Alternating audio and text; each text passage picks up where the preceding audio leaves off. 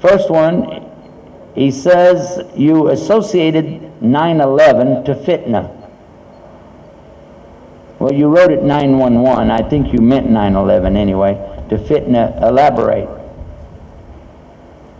Well, anytime there is a great trial, tribulation, or difficulty on different levels, it's referred to as fitnah.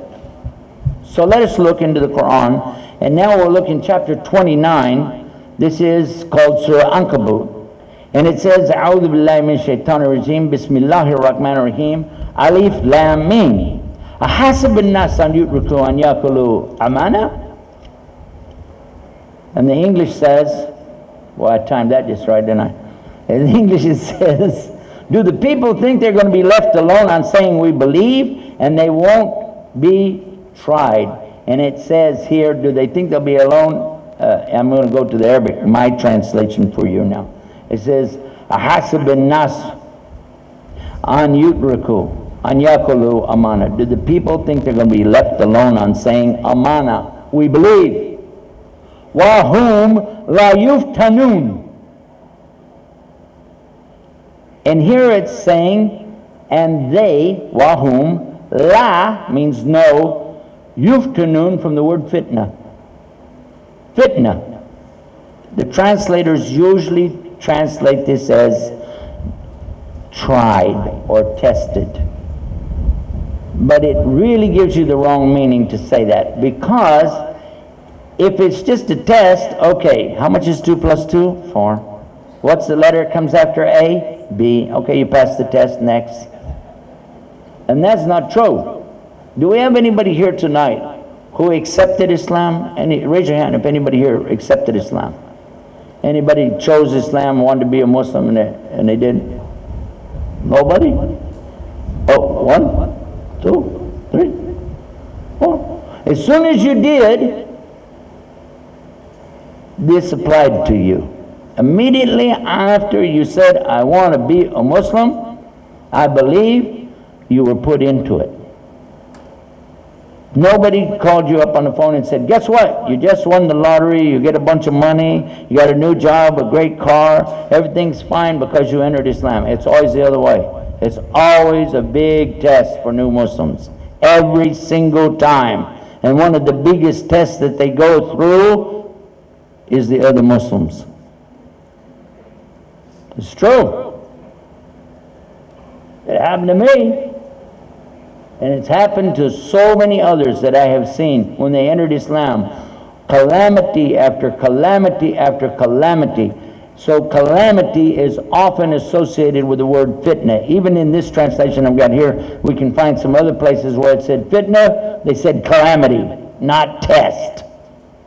So the calamity, when it reaches the level of acts of terrorism. Now this is, when you say act of terrorism, now you come up with another new expression.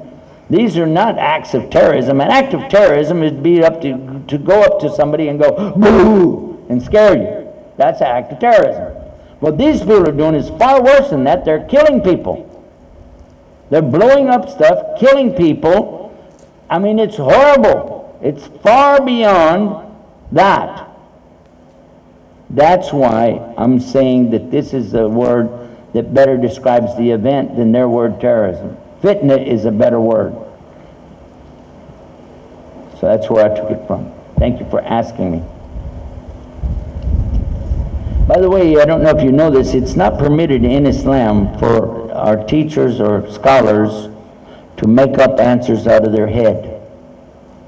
It's never acceptable, and it's not acceptable to take an answer from people that make it up out of their head. They have to refer to this. You have to go to the Quran. You cannot just say, "Oh, well, I feel like this, I think that," but have no evidence for what you said. So all the scholars, they always do that. They always go to the Quran. And we said, what about Muhammad? It says in the Quran to go to Muhammad, so you're still going back to the Quran. And by the way, the only way we know the Quran is from Muhammad anyway. So it doesn't make any sense to talk about the Quran and you didn't talk about Muhammad, or talk about Muhammad and you didn't talk about the Quran. This is one and the same as far as taking judgment. So if the Prophet ﷺ said, "Do something," You don't say, well, that's not in the Quran, I don't have to. It's funny to you, but I've seen people say it. I know some group in Arizona right now who actually believes as long as they do salah sometime, it's okay.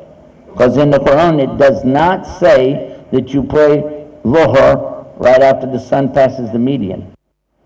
It does not say in the Quran exactly when to pray Maghrib. It talks about the fasting, to start the fasting when you see the white thread and the black thread. But if you put a thread, a white one and a black one together, and wait for the sun to get high enough you can even see them, much less distinguish which one is which, man, you're already getting warm from the sun.